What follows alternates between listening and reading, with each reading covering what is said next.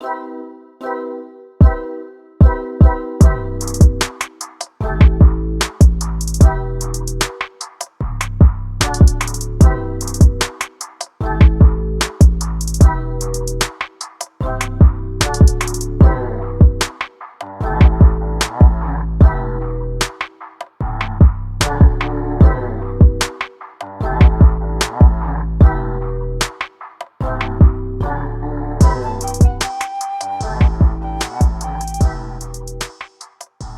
guys, what's going on? It's Jason with JWClassicVW, and welcome back to the vlog. Welcome back to the show. In my 1956 over-window ragtop Goose, we are talking about that EFI Turbo build today. In the last video, we talked about the Berg 5-speed transmission. You know, the one back there, waiting on that nose cone alterations. If you didn't watch that video, check it out over here. After the intro, we're getting into this EFI sensor. Well, sensor. Lots of sensors. To get that thing running the right way, guys, I'm going with a HALTECH 1500 Elite system. There's a lot of different computers out there, a lot of different ECUs you can run EFI with, but I'm using the HALTECH, and there's quite a few different reasons why I went with that. But the easiest one to say is because the guy that had the engine before me was running HALTECH. So after this intro, guys, we're getting into some great content. Don't forget to stay tuned, because I also went to a car show. Somewhere in here, there's going to be some clips from the 31st annual Monumental Car Show here in Houston. And don't also forget, if you commented in the last video calendar, we're doing that drawing. So after the intro, lots of good stuff to get into, guys. See you in a second.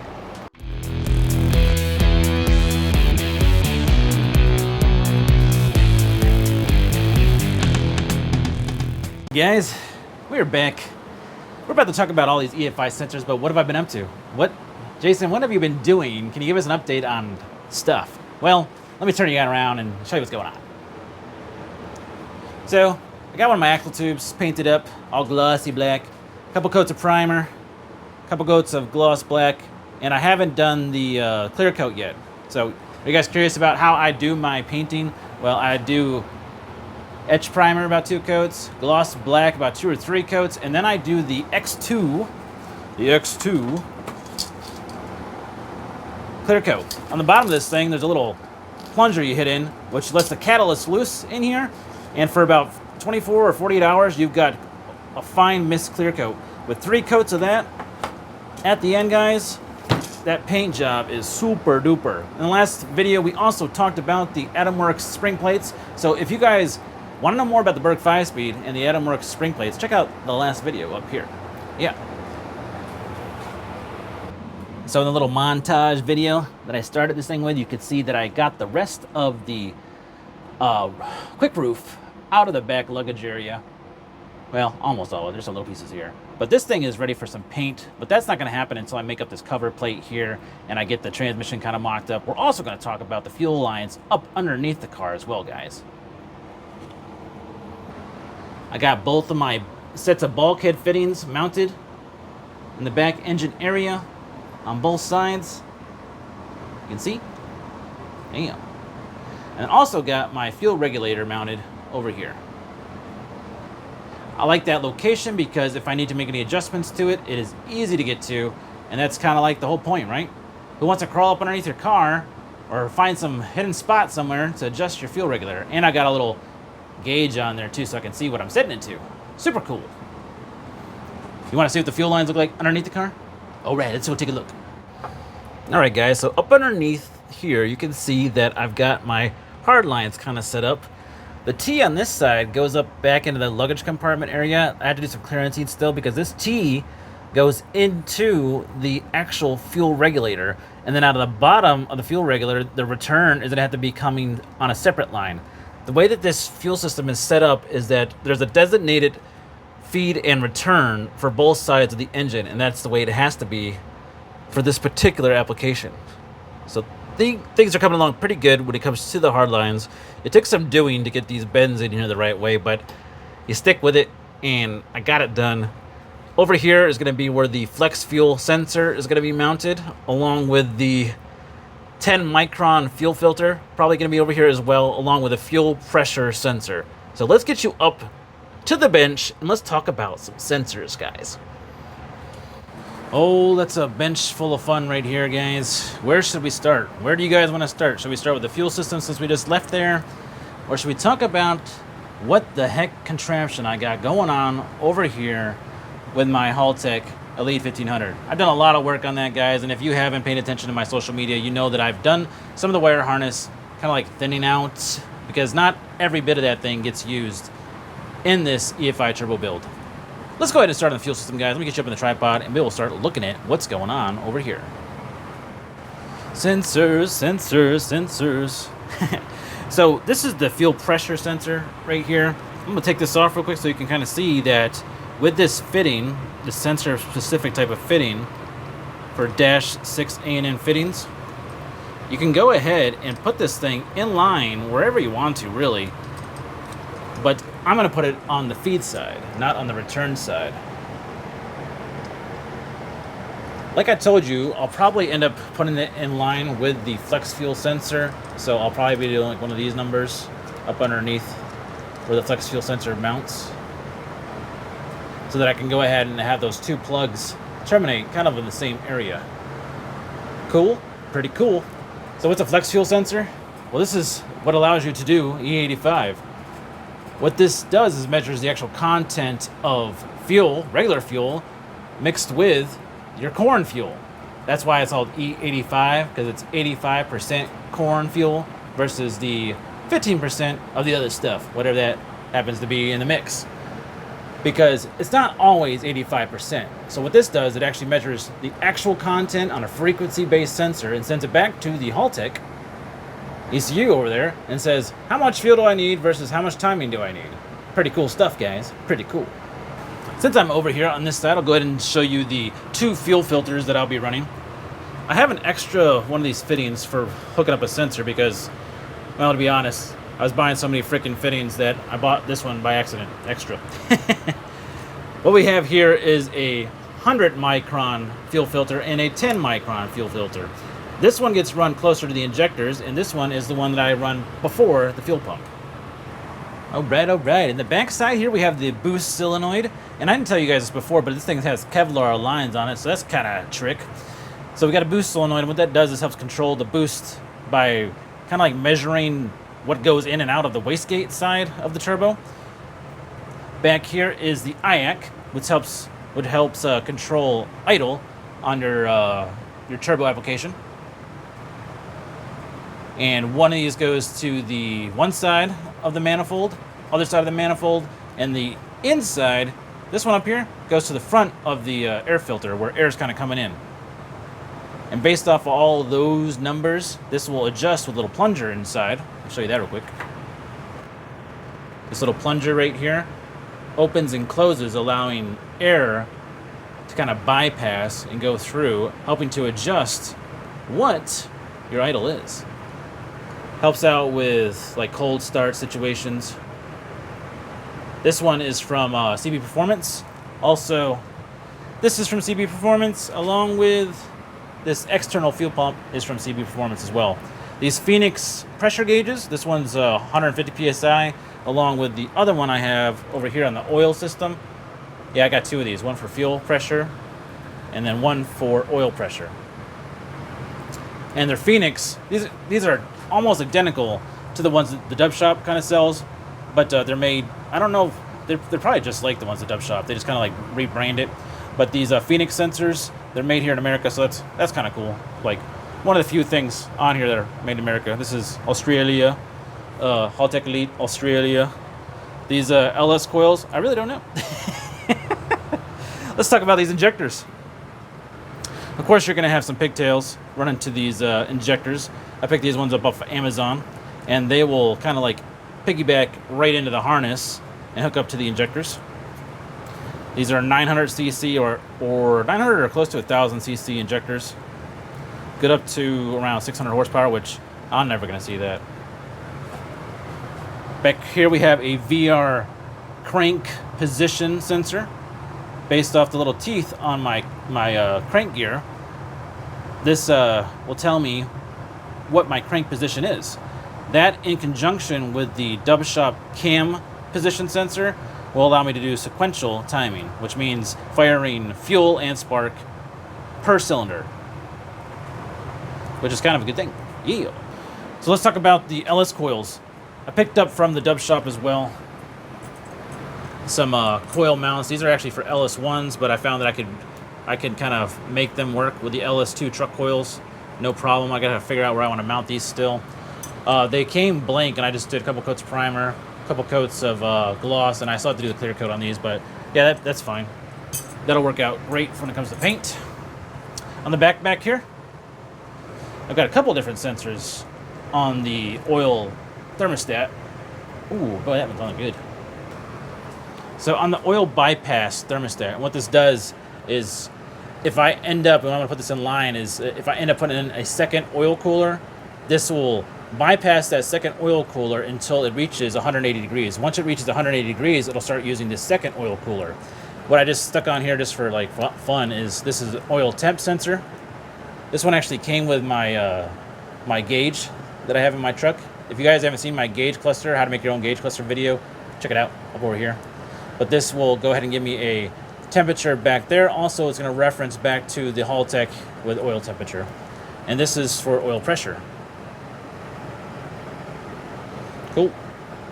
This thermostat also has a spring internally here that you can replace to adjust that temperature from 180 to I think up to 210 just by replacing with a different spring. Guys, so Goose and I want to take you away from the video for 1 second to remind you, don't forget to like, share, and subscribe this content. Got a lot of new subscribers. Thanks, guys, for joining into the channel. This EFI Turbo build is big stuff. I can't wait to get her back on the road and, you know, figure out how much traction I'm really going to have with 300 horsepower on the ground. Like, share, subscribe, guys. Now, back to the video. Let's go ahead and take a look at that 31st annual monumental car show. Enjoy this time-lapse video, guys. See you in a second.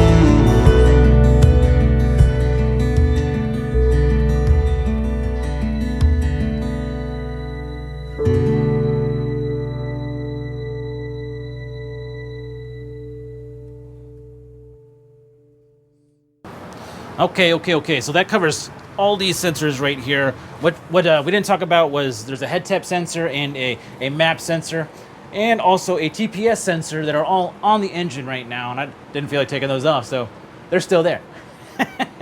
All these sensors work in conjunction to allow the engine to run accurately when you have EFI. really. When you throw in turbo, things get a little more crazier, so that's why you kind of want to have the manifold temperatures, because you want to measure temperature coming in through the turbo, because, you know, turbo heat is a lot hotter. And we've got also the intercooler. Lots of guys have been wondering about that intercooler and like, is it really going to work? Pretty sure it's going to work, guys. I got some ideas up my sleeve. Well, this doesn't have sleeves. Up my sleeve on how I can make that work a little bit more efficiently if it needs more to charge, you know, cool down that charged air coming into the engine. But let me move some of this stuff out of the way so we can talk about the setup I got going on here and what I came up with to work out where I was going to put the HALTECH, you know, in the battery thing over here you guys are seeing. Maybe I should move that into the car so we can take a look in the car. Yeah, let's do that. Okay, guys, we are in the car, and I got things kind of set up a little bit to show you what's going on with this battery box configuration I got going on with the HALTECH 1500 Elite. Over here, you see, I've got the same kind of battery box hole, but this one is still in the raw form, and I haven't painted it yet. I just bought another one because I ended up turning my original one into this kind of like ECU computer. I don't know, man. It organized things a lot better. It made it look better. I like it, so I guess that's all that matters. We got some welding cord here, and what's going to end up happening is this number 2 welding cable, which I ordered to hook up my kid's stereo system. That's why his stereo system rocks. It rocks. This is just going to go from the positive on the battery over here over to the breakout underneath the ECU. Whoa, sorry about the waviness. Switching hands, guys. Switching hands. So let's go ahead and move this off, because the first thing I did was made a plate to hold the ECU, and that's what this does. This little plate that's painted holds the ECU, and I put a couple L brackets and attached it to the battery box right here. See these painted L brackets? Cool. All right. So here's kind of the underneath configuration, what's going on. So this power is going to come to the back side here, and it's just going to lug down right there. I have plenty of ground that'll allow me to ground the other side, and then what happens there is the ECU I'll be able to take all these lines and terminate them right to the block. And I've got 6 separate positions on here, and that's more than enough for what I got going for power and the one ground. Well, I've got lots of extra grounds on here, but for the power and the ground. See? And they'll all be fused. So that's super cool. So yeah, that's going to work out really good over here, guys, when it comes to the power. The actual harness is going to pass through this area here, close to where the brake line goes through. That's where it'll fit. And that's going to be the perfect spot for it to go into the backside. I got to wait until I get the trans and engine mounted before I start really piecing out where the harness is all going to go back there. The O2 sensors, got a couple Lambdas, a couple Bosch Lambda O2 sensors that'll be hooking up to the exhaust. This module you can kind of mount wherever you want to, and you got plenty of length on these suckers right here to kind of make it work. When I told you like I was telling my social media, I've already been kind of posting about this. These are all the depinned lines that I was able to take out of the harness, and I can reuse these when I have to branch out the powers for the ignition and the power for the injectors. So I got plenty of power there and some ground to make that happen. Cool. Well, that's what I've been up to, guys. This is what I've been doing, kind of like figuring out the configuration on how I want to hook everything up inside of here while I'm patiently waiting for my transmission stuff to get done. So yeah, let's get out of here and go ahead and do the outro, because that's going to be the video. So guys, you know what time it is? It is time to do the calendar drawing. I'm going to do that upstairs, you know, in the air-conditioned area where I have my computer and stuff. All right, guys, we are upstairs about to do the drawing for the calendar for Volkswagen Beetles. Pretty cool stuff. We'll go ahead and filter duplicate users. Let's go ahead and include replies. Let's filter comments on specific text. I never do that because, yeah, I asked you guys to use the word calendar, but I really don't care. If you leave a comment below, you are in the drawing. So let's go ahead and get those YouTube comments. Oh, man is saying I didn't do something with the URL. Okay, let's see here. Let's copy the URL. Come back over. Put it up in there, and let's get the comments.